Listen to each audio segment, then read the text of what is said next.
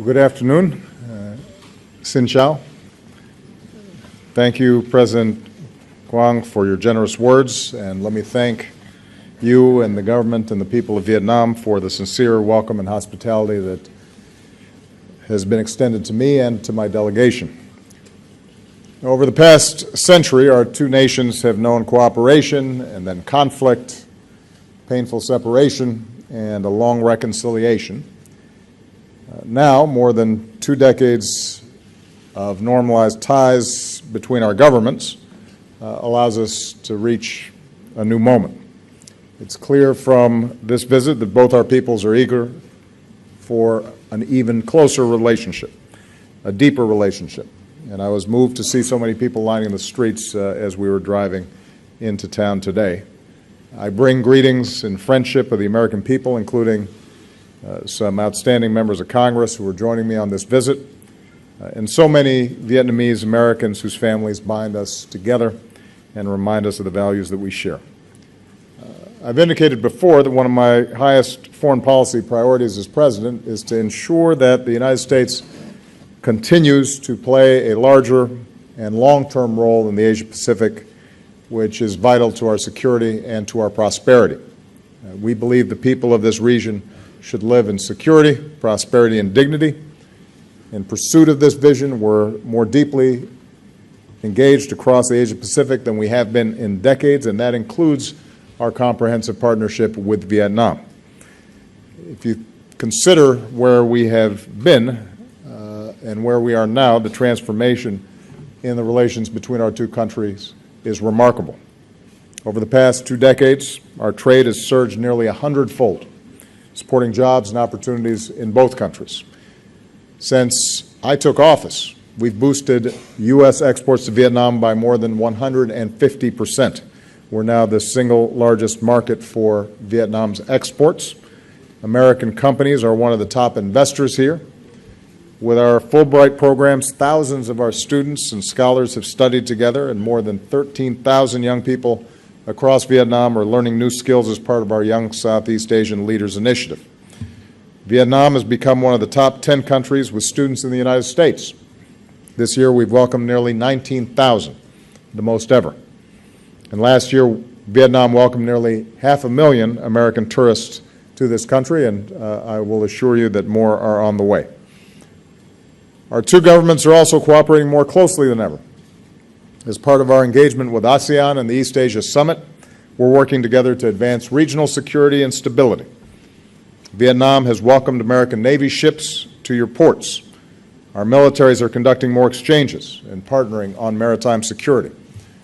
Together, we're pursuing the Trans-Pacific Partnership, not only to support trade, but to draw our nations closer together and reinforce regional cooperation. We're doing more to meet global challenges, from preventing nuclear terrorism to promoting global health security so that outbreaks of disease don't become epidemics. And with this visit, the United States and Vietnam have agreed to a significant upgrade in our cooperation across the board. We're taking new steps to give our young people the education and skills that they need to succeed, and I'm very pleased that for the first time, the Peace Corps will come to Vietnam. Our Peace Corps volunteers will focus on teaching English, and the friendship that our people forge will bring us closer together for decades to come. America University and others will help Vietnamese universities boost training in science, technology, engineering, and math. Harvard Medical School, Johnson & Johnson, GE, and others will join with Vietnam universities to improve medical education. And now that the government of Vietnam has granted the necessary license, we can say that Fulbright University Vietnam, this country's first nonprofit independent university, can move forward and open its doors and welcome its first class this fall. We're increasing trade. With Vietnam's announcement on multiple entry visas, it will be easier for Americans to come here and do business and travel. President Quang and I just attended a signing ceremony that many of you saw, where American and Vietnamese companies are moving ahead with the new commercial deals worth more than $16 billion. Boeing will sell 100 aircraft to Vietjet. Pratt & Whitney will sell advanced engines. GE Wind will partner with the Vietnamese government to develop more wind power. Deals like these are a win for both of our countries, helping to fuel Vietnam's economic growth and supporting tens of thousands of American jobs. We agreed to work to ratify and implement the Trans-Pacific Partnership as soon as possible, because it will support vital economic reforms here, further integrate Vietnam into the global economy, and reduce tariffs on American exports to Vietnam. And we discussed the high standards that Vietnam has committed to meet under TPP on labor, the environment, and intellectual property. And I conveyed that the United States is prepared to offer technical assistance to Vietnam as it works to fully implement these standards so that TPP delivers the benefits that our peoples expect.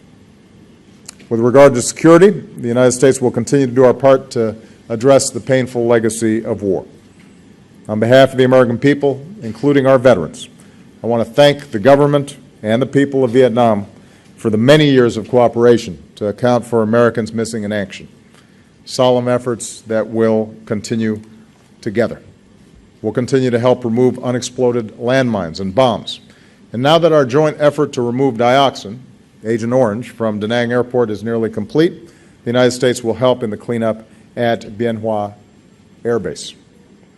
We've agreed to continue deepening our defense cooperation, including patrol boats and training for Vietnam's Coast Guard, and to work more closely together in responding to humanitarian disasters. And I can also announce that the United States is fully lifting the ban on the sale of military equipment to Vietnam that has been in place for some 50 years.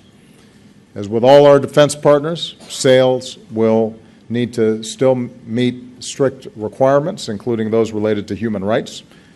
But this change will ensure that Vietnam has access to the equipment it needs to defend itself, and removes a lingering vestige of the Cold War. It also underscores the commitment of the United States to a fully normalized relationship with Vietnam, including strong defense ties with Vietnam and this region for the long term. More broadly, the United States and Vietnam are united in our support for a regional order, including in the South China Sea, where international norms and rules are upheld, where there is freedom of navigation and overflight, where lawful commerce is not impeded, and where disputes are resolved peacefully through legal means in accordance with international law.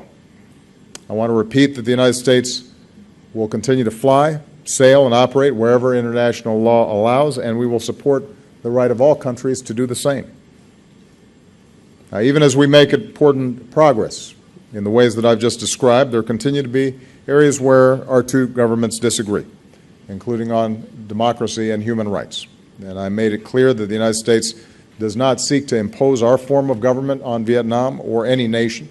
We respect Vietnam's sovereignty and independence.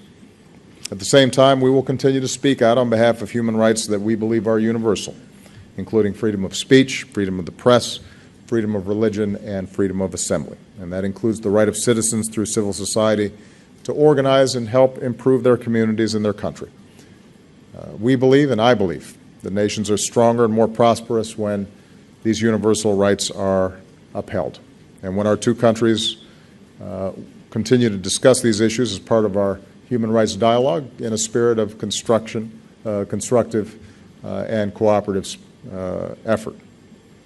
And finally, the United States and Vietnam are expanding our cooperation in ways that benefit the world.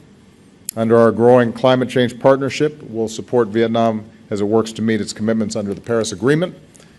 Because our two countries and others have committed to joining the agreement this year, we're within striking distance of it entering into force before anybody expected.